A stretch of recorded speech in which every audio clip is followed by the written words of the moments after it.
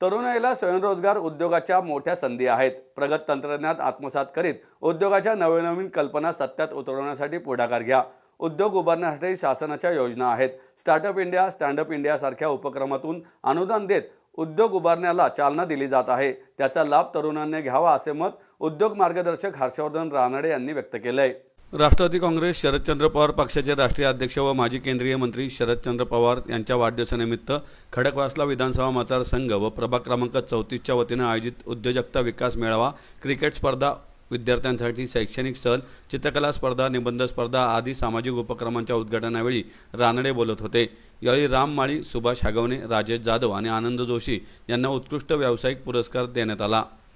या प्रसंगी राष्ट्रवादीच्या महिला शहराध्यक्षा स्वाती पोकळे, खडकवासला विधानसभा मतदारसंघाचे अध्यक्ष काकासाहेब चव्हाण, ओबीसी प्रदेशाध्यक्ष मंजिरी घाडगे, पंचायत समितीच्या माजी सभापती प्रभावती भूमकर, माजी जिल्हा परिषद सदस्य सुरेखाताई दमिष्टे, नरेगावचे माजी सरपंच पोपट खेडकर, खडकवासला मतदारसंघाचे युवक अध्यक्ष शरद दबडे, सोशल मीडिया सेलचे अध्यक्ष निलेश दमिष्टे आदी मान्यवर उपस्थित होते.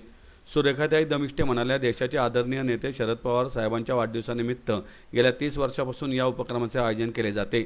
देशात बेरोजगारांची संख्या मोठी आहे, तसेच अलीकडे स्टार्टअप संस्कृती विकसित होत आहे.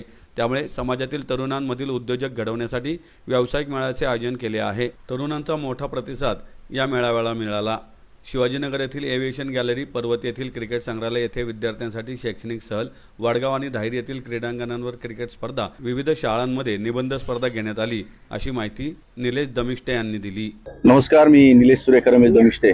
आज पूर्ण भारतामध्ये, महाराष्ट्रामध्ये सगळीकडे अतिशय उत्साहवर्धक वातावरण आहे. त्याचं कारण असं आहे की देशाचे केंद्रीय मंत्री व महाराष्ट्राचं विकास कामाचं आराध्य दैवत शरदचंद्रजी पवार साहेब यांचा आजचा 86वा वाढदिवस आहे. जागोजागी सगळीकडे आज मोठ्या प्रमाणात उत्सव जवळपास साजरा केला जातोय.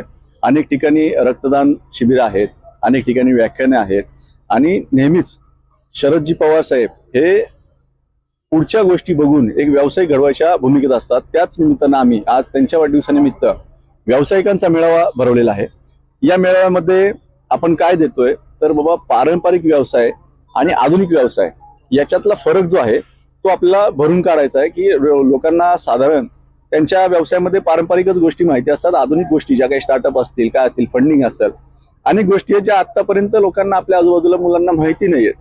जर आपल्याला माहिती असेल, KFC त्यांच्या वयाच्या साधारण 63 ते 73 वर्षी त्यांनी त्याचा ब्रँड सुरू केला आणि जगामध्ये पोहोचले. तसंच आपल्या धायरीमधून, पुण्यामधून, महाराष्ट्रामधून, भारतातून कोणतरी मोठं घडावं ही याच्या मागची भूमिका आहे.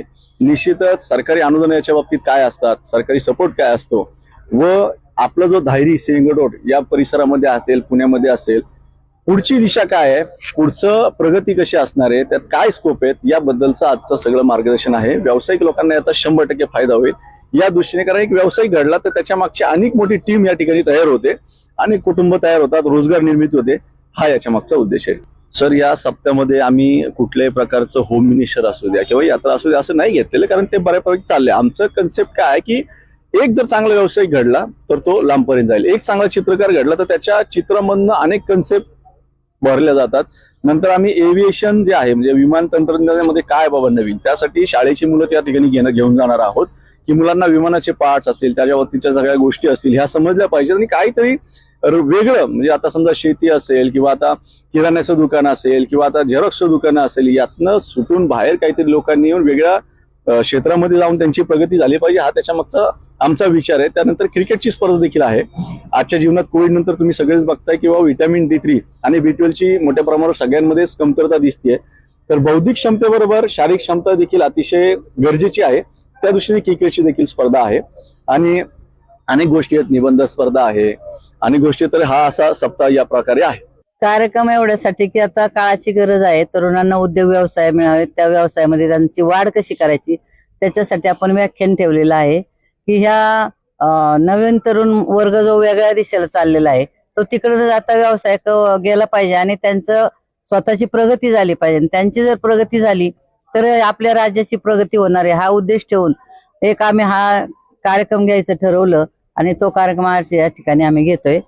नवीन तरुण युवकांच्यासाठी सगळं आपल्याला आता गरजेचं आहे. वयस्कर लोक जे आहेत ते तर आपल्या बरोबर आहेत, पण तरुणांना आता सगळं काळाच्या गरजेनुसारच हे मिळणं महत्वाचं आहे, म्हणून हा कार्यक्रम आम्ही या ठिकाणी ठेवलेला आहे. हो, आता जे व्याख्याते आहेत ते त्यांच्या योजना सांगणार आहेत, काय काय कोणत्या व्यवसायात कसं काय करता येतं.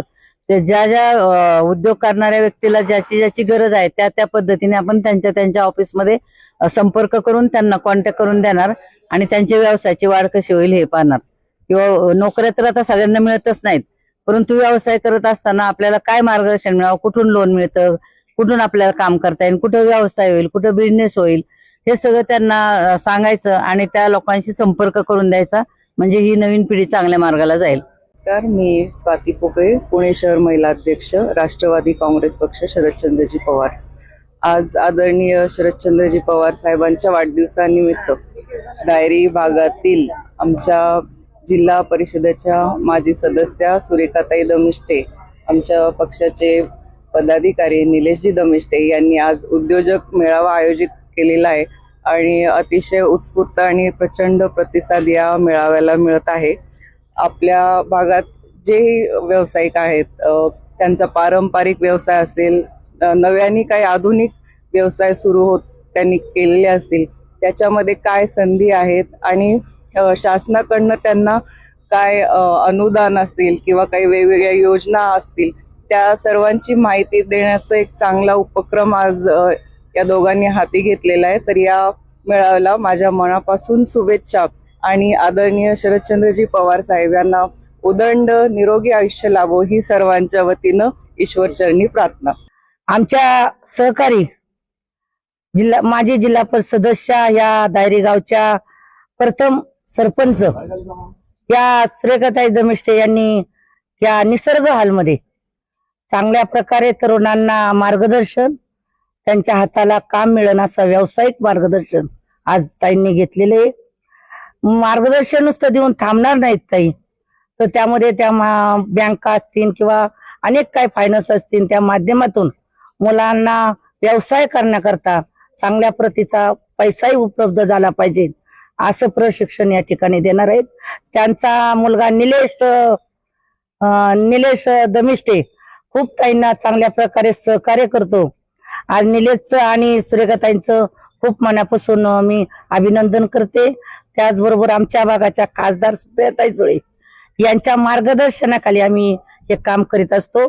ताईंना येणाऱ्या भावी निवडणुकीमध्ये महानगरपालिकेच्या चांगल्या प्रतीनं ताईंना सगळ्यांची साथ मिळो आणि महानगरपालिकेमध्ये त्या निवडून जावं, त्यांना चांगलं प्रचार त्यांचा सगळ्या पद्धतीने हो, अशा चांगल्या शुभेच्छा ताईंना देते.